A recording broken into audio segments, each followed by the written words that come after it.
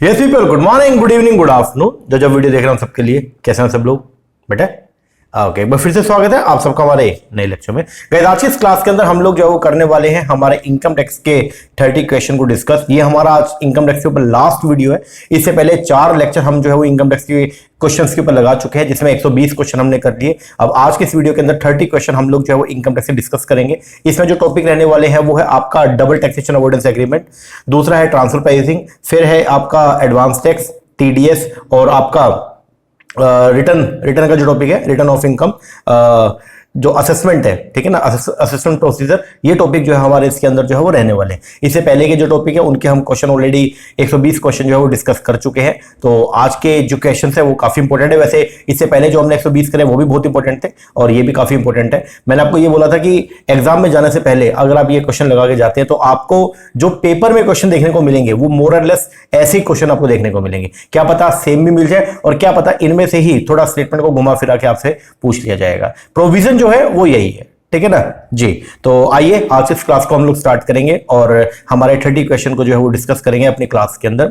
Lecture शुरू करूं उससे पहले एक इन्फॉर्मेशन आपको प्रोवाइड करवा देता हूं। अगर आप लोग भी अपकमिंग जून 2024 में जो एंटीनेट का पेपर होना है 16 तारीख को, 16 जून को, और या आप दिसंबर के लिए अगर प्रिपरेशन कर रहे हैं, दिसंबर में जो पेपर होना है, तो उसके लिए हम लोग ऑनलाइन बैच प्रोवाइड करवाते हैं। हमारा जो ऑनलाइन बैच है उसके अंदर आपको paper 1 plus paper number 2 commerce as well as management दोनों के वीडियो लेक्चर मिलेंगे, प्लस दोनों का स्टडी मेट मिलेगा हार्ड कॉपी में।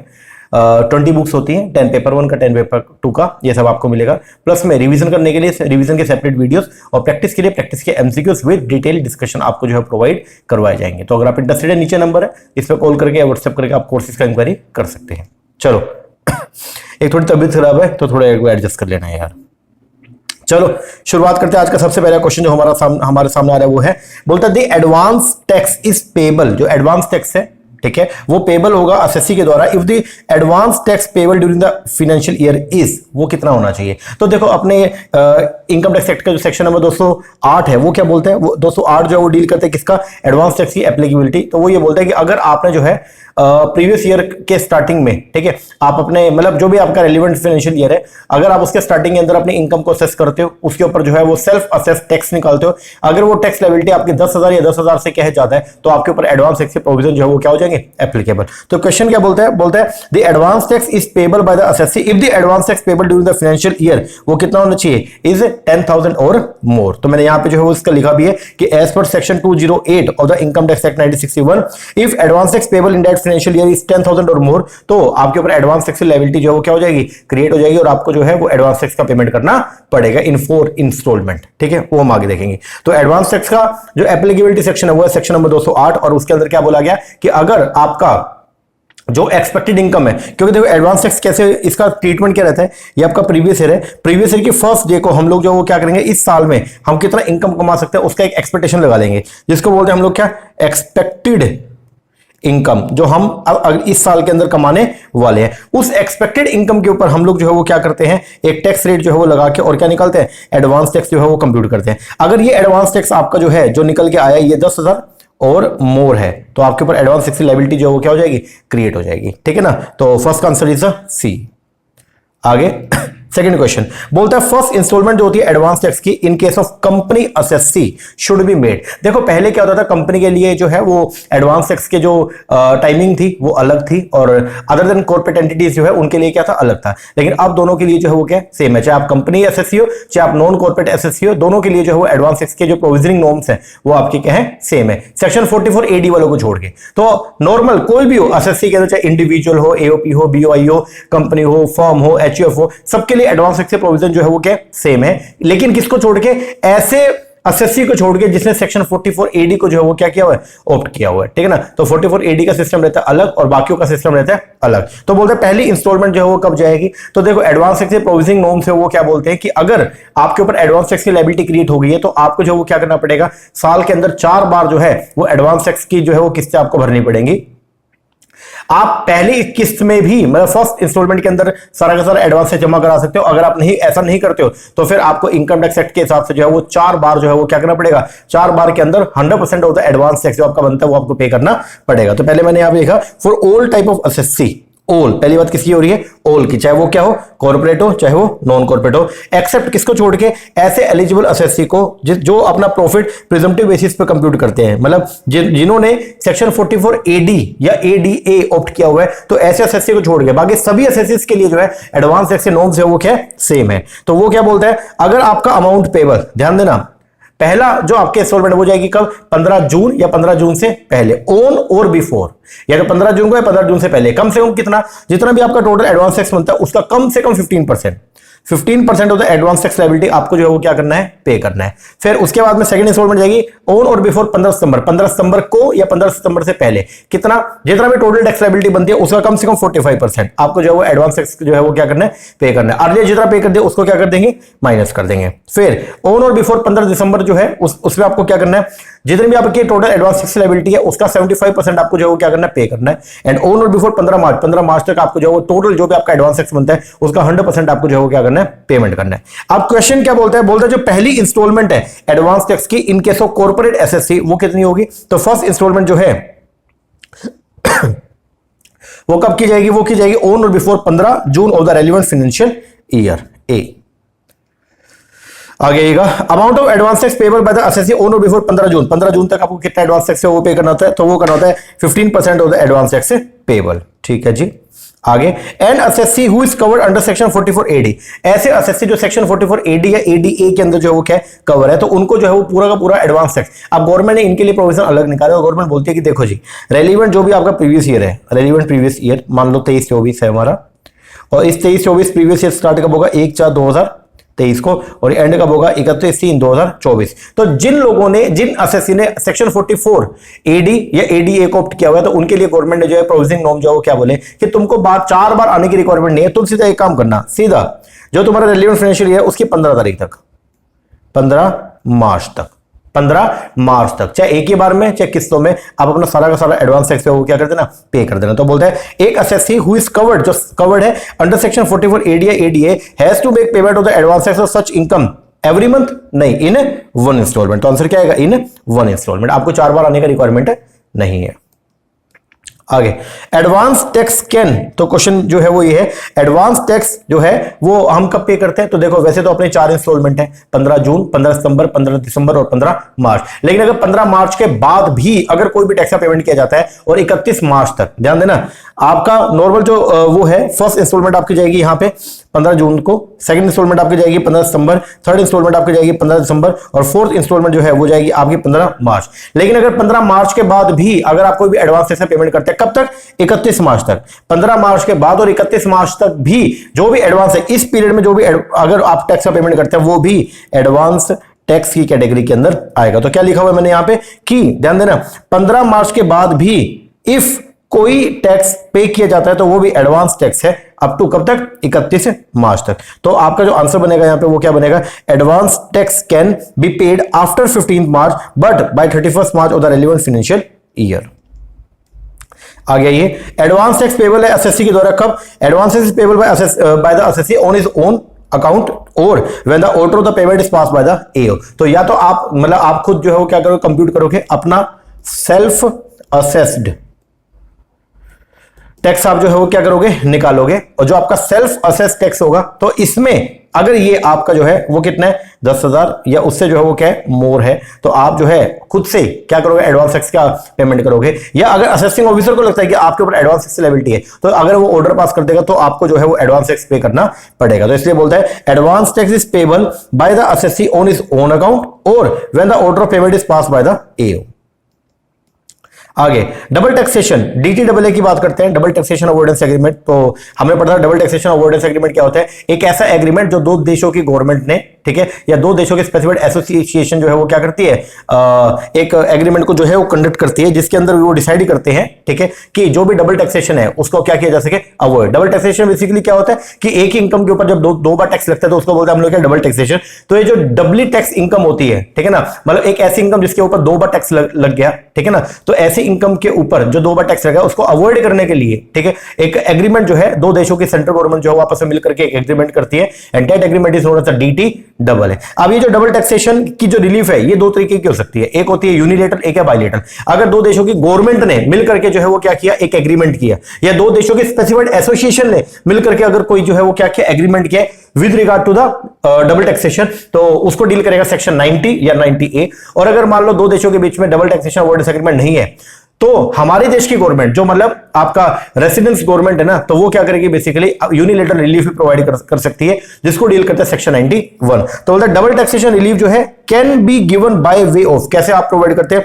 बायलेटरल भी और यूनिलेटरल भी। बायलेटरल के अंदर दो सेक्शन है, बायलेटरल रिलीफ कब मिलेगा, जब double taxation avoidance agreement exist करेगा। इसके अंदर दो सेक्शन है, एक है सेक्शन 90 और एक है 90A। और जो यूनिलेटरल रिलीफ है ये क्या है, जब DTAA जो है एग्जिस्ट नहीं करेगा, इसको डील करेगा सेक्शन 91। तो आंसर जो बनेगा वो क्या बनेगा, सी, इधर A और B। बोलते हैं इन विच टाइप ऑफ ट्रीटी, किस तरह की संधि के अंदर टैक्स रिबेट जो होती है fall the tax paid outside India is given, किस तरह की ट्रीटी के अंदर जितना भी टैक्स आप आउटसाइड इंडिया पे करके आए हो, मतलब जो भी आपकी फॉरेन इनकम थी, उस फॉरेन इनकम में जो भी आपने क्या किया, टैक्स का पेमेंट किया, कहां पे किया होगा, ये जो फॉरेन इनकम पे टैक्स का पेमेंट आपने किया होगा कहां पे, सोर्स कंट्री में। कहां पे, सोर्स कंट्री में। तो सोर्स कंट्री में जो भी आपने टैक्स का पेमेंट किया हुआ है उसकी टैक्स रिबेट आपको मिलती है किस ट्रीटी के अंदर, बायलेटरल में, यूनिलेटरल में। सर ये जो मिलती है ये मिलती है आपका बायलेटरल ट्रीटी के अंदर, ए। जब DTAA है तो ही तो आपको रिबेट मिलेगा, यस। आगे, if TRC is not obtained relief under section 90 is, अब देखो अगर मान लो दो देशों का जो है वो आपस में DTAA था, ठीक है, मान लो हमारा इंडिया का और USA का क्या था, DTAA था।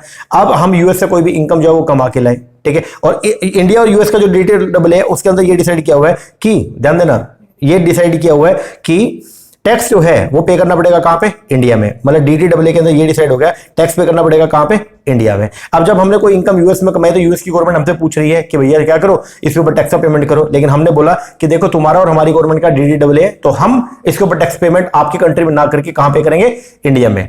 अब USA वाले को क्या पता कि मैं इंडिया का हूं, तो वो ये बोलेगा ठीक है मैं आपको रिलीफ प्रोवाइड कर दूंगा, आप एक काम करो, हमको एक डॉक्यूमेंट जो है वो पेश कर दो जिसको बोलते हैं TRC।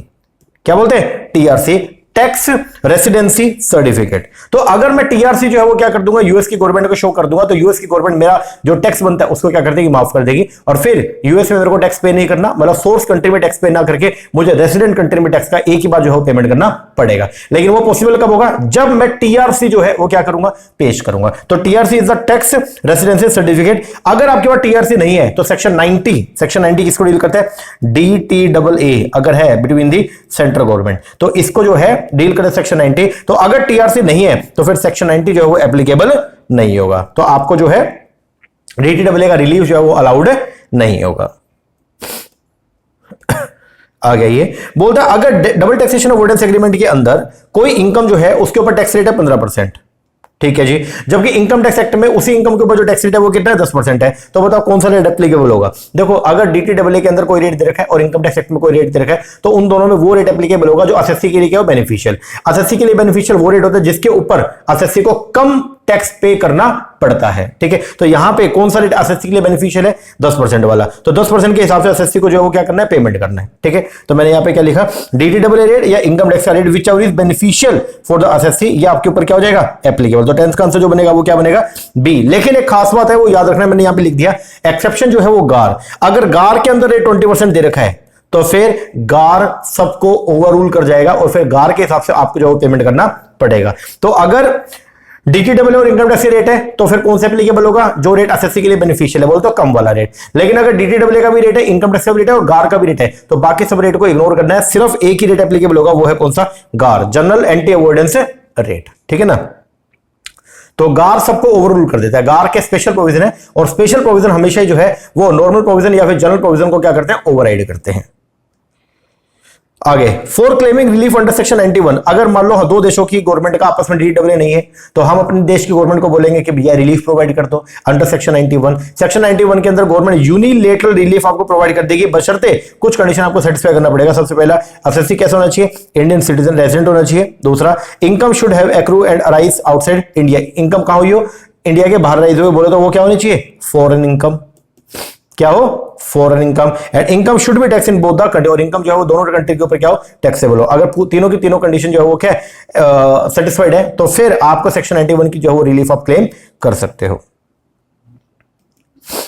आगे एज पर सेक्शन 139(1) जो है वो डील करते हैं किसको, आरओआई को, रिटर्न ऑफ इनकम को। तो बोलता है a company shall have to file return of income. एक कंपनी जो है वो आरओआई फाइल करेगी कब, देखो कंपनी के लिए हमने क्या पढ़ा था, कंपनी के लिए जो है वो क्या है, कंपलसरी है, चाहे कंपनी की 1 रुपए की भी इनकम हो, चाहे कंपनी लॉस में हो, तो भी कंपनी को आरओआई जो है वो फाइल करना पड़ेगा। तो बोलता है as per section 139 subsection 1 a company shall have to file return of income whatever may be its income, चाहे उसकी इनकम कुछ भी हो, चाहे पॉजिटिव हो, चाहे नेगेटिव हो, चाहे जीरो हो, तीनों केस के अंदर उसको आरओआई, तीनों केस में उसको आरओआई जो है वो फाइल करना ही करना पड़ेगा। आगे एज पर सेक्शन 139 सबसेक्शन 1 एक individual other than an individual of the age of 60 year, ठीक है जी, तो मतलब कौन सा, लेस देन 60 ईयर वाला, कौन सा, लेस देन 60 ईयर वाला, ठीक है जी। तो बोलते हैं as per section 139 subsection 1 an individual other than, ध्यान देना, other than an individual of the age, जिसकी उम्र जो है वो कितनी है, 60 साल है या उससे ज्यादा है, जिसने ओल्ड रिजीम के अंदर जो है टैक्स का पेमेंट करना है, उसको इनकम टैक्स रिटर्न फाइल करनी पड़ती है अगर उसका ग्रोस टोटल इनकम जो है वो क्या है, 2.5 लाख रुपए से ऊपर है। तो यहां क्या बोलता है, इफ द टोटल इनकम, अगर उसकी total income before claiming exemption section 54 की और डिडक्शन 80C से 80U, बोले तो जो आपका ग्रोस टोटल इनकम है ना, ग्रोस टोटल इनकम, और इसके अंदर एक बार आपको सेक्शन 54 की जो भी डिडक्शन है वो क्या कर लो, ऐड कर लो। अगर ये जो अमाउंट है वो आपका 2.5 लाख रुपए से जो है वो क्या है, ज्यादा है, तो आपको आरओआई फाइल करना ही करना पड़ेगा। तो क्या बोलता है, नॉर्मल जो पर्सन है जिसकी उम्र 60 साल से क्या है, कम है, ठीक है ना, तो ऐसे लोगों के लिए जो है वो क्या, अगर उनकी टोटल इनकम जो है बिफोर क्लेमिंग एग्जाम्पशन, सेक्शन 54 की एग्जाम्पशन और सेक्शन 80C से 80U की एग्जाम्पशन क्लेम करने से पहले अगर उनका जो टोटल इनकम है वो कितनी बैठती है, 2.5 लाख रुपए, बोलते अगर उनकी ग्रोस टोटल इनकम 2.5 लाख रुपए से क्या एक्सीड है तो उनको आरओआई जो है वो फाइल करना पड़ेगा। डी आगे as per section 139(1) A an individual जिसकी उम्र जो है वो 60 साल है या 60 साल से ज्यादा है लेकिन उसकी 80 साल से क्या है, कम है, ठीक है, और वो रेजिडेंट है इंडिया का, जिसने ऑप्ट किया to be tax under the old regime, तो उसको रिटर्न ऑफ इनकम का फाइल करनी पड़ेगी, उसको आरओआई फाइल करना पड़ेगा अगर उसकी टोटल इनकम 80C से 80U की रिडक्शन क्लेम करने से पहले और सेक्शन 54 की रिडक्शन क्लेम करने से पहले कितनी है, 3 लाख रुपए से ज्यादा है, 3 लाख से ज्यादा है तो उसको आरओआई फाइल करना पड़ेगा। आंसर इज सी।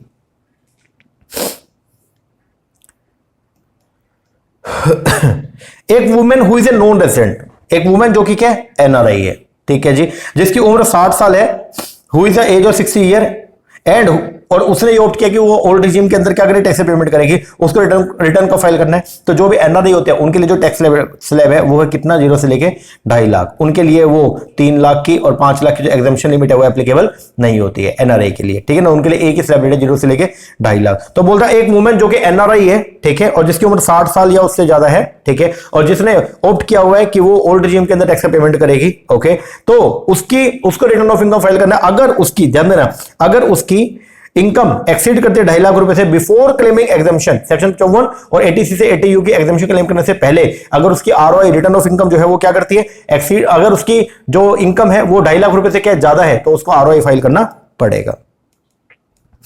आगे लास्ट डेट जो है filing the return of income under section 139(1) for assessment year 2023-24 in case of non corporate assessee who does not have any income under the head profit and gain from PGBP.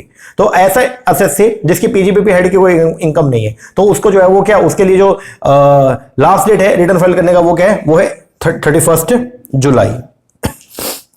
तो जैसे हम बोलते हैं previous year की income के ऊपर tax payment करें assessment year में, but the question assessment year में टैक्स पेमेंट कब करेंगे, तो उसके लिए आरओआई जो है उसका टाइम पीरियड आपको दे रखा है। तो लास्ट डेट जो है रिटर्न फाइल करने का किसके लिए, नॉन कॉर्पोरेट के लिए, वो क्या है, जिसकी इनकम फ्रॉम पीजीबीपी जो है वो नहीं है, तो उनके लिए 31 जुलाई तक।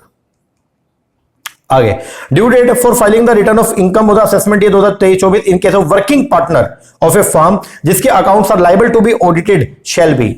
तो अगर मान लो कोई वर्किंग पार्टनर फर्म के अंदर, तो उसके लिए 2 अलग अलग जो है वो टाइम पीरियड दिए हुए हैं। अगर वो जो वर्किंग पार्टनर है, ठीक है, जिसके अकाउंट्स ऑडिट होने हैं, अगर उसकी सेक्शन 92 के अंदर आने वाली इनकम भी है, बोल तो इंटरनेशनल सोर्सेज से भी इनकम है, तो उसको रिटर्न फाइल करना पड़ेगा 30 नवंबर तक, और अगर ऐसा नहीं है तो उसको रिटर्न फाइल करना पड़ेगा 31 अक्टूबर तक। तो क्या बोलते हैं, ड्यू डेट जो है for filing the return of income for assessment year 23-24-25 in case of working partner, ध्यान देना वो क्या है, वर्किंग पार्टनर। अगर वो नॉन वर्किंग पार्टनर होता तो उसका रिटर्न फाइल करना पड़ता 31 अक्टूबर को ही, ठीक है जी। लेकिन वर्किंग पार्टनर एक फर्म में जिसके accounts liable to be audit है, इनके लिए भी ध्यान देना, अगर कोई वर्किंग पार्टनर है और उसके अकाउंट्स क्या ऑडिट होने हैं, तो इसके लिए भी टाइम पीरियड जो है वो क्या है, 31 अक्टूबर ही है।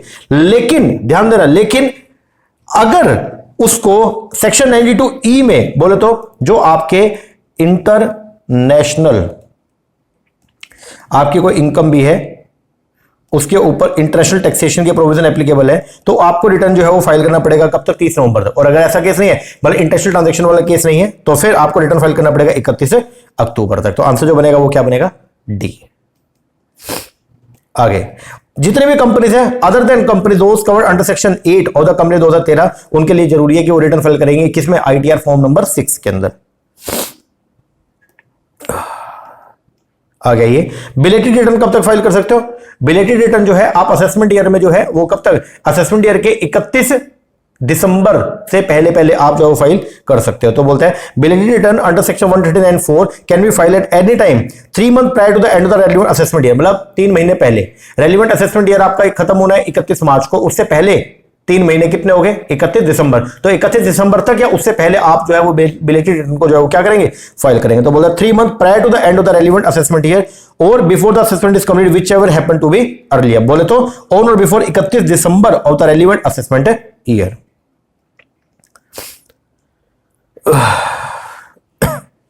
पढ़ो पढ़ो जल्दी पढ़ो रे, अगला क्वेश्चन पढ़ो।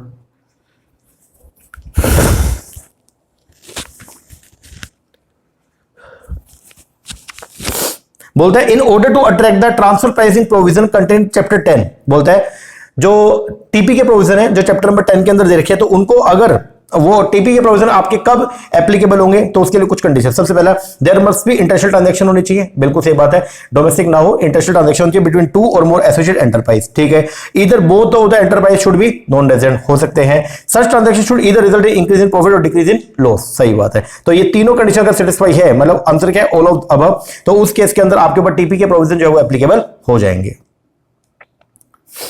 आगे दो एंटरप्राइज, उनको एसोसिएट एंटरप्राइज कब बोला जाता है, अगर मान लो दो एंटरप्राइज को एसोसिएट एंटरप्राइज बोला जाता है इफ एटलीस्ट एक एंटरप्राइज जो है वो होल्ड करते हैं कम से कम 26% voting power in another enterprise में, तो वो दोनों जो एंटरप्राइज है वो क्या है, एसोसिएट एंटरप्राइज है। या फिर advance of loan of at least 51% of the book value of the borrower enterprise, तो भी दोनों जो है उनको हम एसोसिएट एंटरप्राइज की कैटेगरी में डाल देंगे। या दो एंटरप्राइज को एसोसिएट एंटरप्राइज बोलेंगे अगर it provide guarantee for at least, अगर एक एंटरप्राइज है वो दूसरे एंटरप्राइज के नाम पे कम से कम 10% की गारंटी प्रोवाइड करती है of the total borrowing of the other enterprise, तो उसको भी हम लोग जो है वो क्या बोलेंगे, दोनों एंटरप्राइज का एसोसिएट एंटरप्राइज बोला जाएगा। तो आंसर जो बनेगा वो क्या, D, all of the above. आगे रीसेल प्राइस मैकेनिज्म, जो आपका ट्रांसफर प्राइसिंग है उसके अंदर जो है वो 5 मेथड दे रखे हैं आपको एएलपी निकालने के, आर्म लेंथ प्राइस जो हम निकालते हैं, तो उसके अंदर एक मेथड है कौन सा, रीसेल प्राइस मेथड। तो रीसेल प्राइस मेथड जो वो सूटेबल है किसके लिए, अगर मान लो अगर कोई भी वैल्यू एडिशन नहीं हो रहा है, एक एंटरप्राइज ने कोई गुड्स दूसरे को बेचे और दूसरी ने कोई भी वैल्यू एडिशन नहीं किया, तो वहां पे हम लोग जो है वो आर्म लेंथ प्राइस जो है वो निकालेंगे on the base of the resale price method. तो बोलता है रीसेल प्राइस मेथड सूटेबल है in case of transaction involving distribution of goods with no और लिटिल वैल्यू एडिशन। आगे बढ़े, प्रॉफिट स्प्लिट मेथड जो है उसको यूज करते हैं for the transaction involving, profit split method को यूज किया जाता है किसमें, ऐसी ट्रांजैक्शन में जिसके अंदर बेसिकली क्या है, integrate service provided by more than one enterprise या transfer of the unique intangible or multiple internet transaction which can not be separately evaluate. इन दोनों केसेस के अंदर जो है वो हम लोग PSM मतलब बोलते हो प्रॉफिट स्प्लिट मेथड को जो वो क्या करते हैं, यूज करते हैं। आगे सेक्शन 92BA, ये तो सिंपल सा क्वेश्चन आपको पता ही होगा, सेक्शन 92BA की एप्लीकेबिलिटी जो है वो कब आती है, अगर जो स्पेसिफाइड ट्रांजैक्शंस हैं जो की गई पूरे साल के अंदर वो 20 करोड़ से क्या है ज्यादा है, तो आंसर आएगा जो इसका ए, तो फिर आपके पास सेक्शन 92B एप्लीकेबल हो जाएगा। आगे where in specific domestic transaction, अगर स्पेसिफिक डोमेस्टिक ट्रांजैक्शन में या तो टीपी के अंदर कौन कौन सी आती है, या तो आपकी जो है वो क्या है इंटरनेशनल ट्रांजैक्शन हो, या फिर कोई स्पेसिफाइड डोमेस्टिक ट्रांजैक्शन है वो भी टीपी के प्रोविजन के अंदर जो है वो आती है।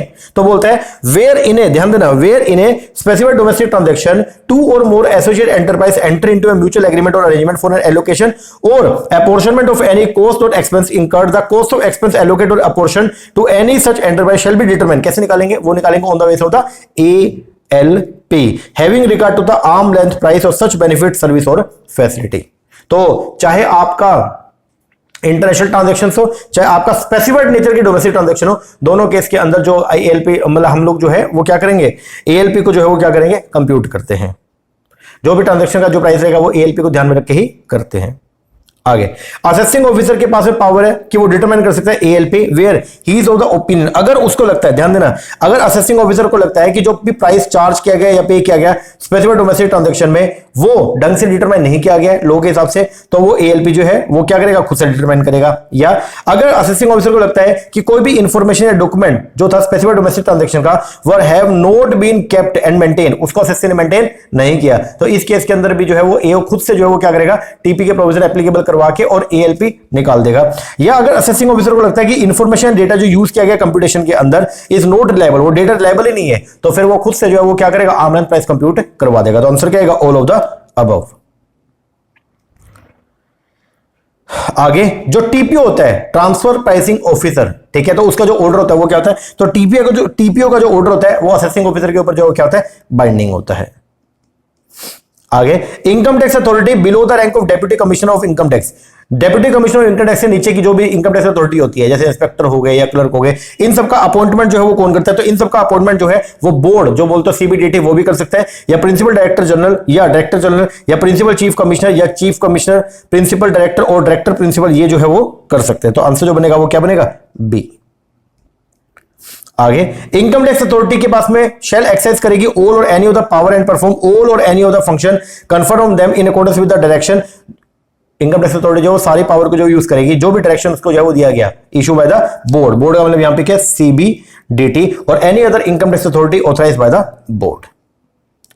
और आज का last question, where a person is carrying on business और profession in more than one place, अगर मान लो कोई पर्सन जो है वो एक से ज्यादा जगह से जो है वो क्या करता है, बिजनेस या प्रोफेशन को चलाता है, तो जुरिसडिक्शन जो होगी उस पर्सन की वो कैसे होगी, तो जुरिसडिक्शन उस पर्सन की उस असेसिंग ऑफिसर के पास में होगा जिस जगह पे जिसकी जुरिसडिक्शन के अंदर प्रिंसिपल प्लेस ऑफ बिजनेस या प्रोफेशन आएगा, ठीक है ना, तो उस असेसिंग ऑफिसर की जुरिसडिक्शन के अंदर जो है उसका केस आएगा। तो आंसर क्या बनेगा, B, that assessing officer in whose jurisdiction the principal place of business और प्रोफेशन इज सिचुएटेड। तो 30 का आंसर जो है वो क्या, बी। लो जी, ये हो गया अपने 30 क्वेश्चन। आज को मिला करके हमने 150 एमसीक्यूज जो है वो कंप्लीट किए, इनको बढ़िया तरीके से आप निपटा लेना। ओके, अब हम नेक्स्ट जो सब्जेक्ट है वो कल जो है वो स्टार्ट करेंगे और उसके वीडियो जो है वो डालेंगे। ओके, क्वेश्चन कैसे लगे कमेंट करके जरूर बताना, और अपने फ्रेंड्स के साथ इसको जरूर शेयर करना ताकि उनका भी भला हो सके। और दूसरा, अगर आपने अभी तक हमारा चैनल सब्सक्राइब नहीं किया तो उसको भी कर लेना, ताकि कल जब मैं नई वीडियो डालूंगा तो उसका नोटिफिकेशन मिले आपको सबसे पहले और आपकी तैयारी हो और भी बढ़िया। ओके जी सर, बाकी अभी हम लोगों ने जो है वो जून के लिए ऑनलाइन बैच हमारा स्टार्ट किया हुआ है 30 जून तक के लिए, तो अगर आप इंटरेस्टेड है वो भी आप ले सकते हैं। उसके लिए अगर आपको इंक्वायरी करनी, नीचे नंबर है, इस पर कॉल करके या व्हाट्सएप करके आप कोर्सेज की इंक्वायरी कर सकते हैं। ओके जी सर, चलो एक बार के इतना कीजिए, बाकी मिलते हैं नेक्स्ट वीडियो में, तब तक के लिए थैंक यू वेरी मच।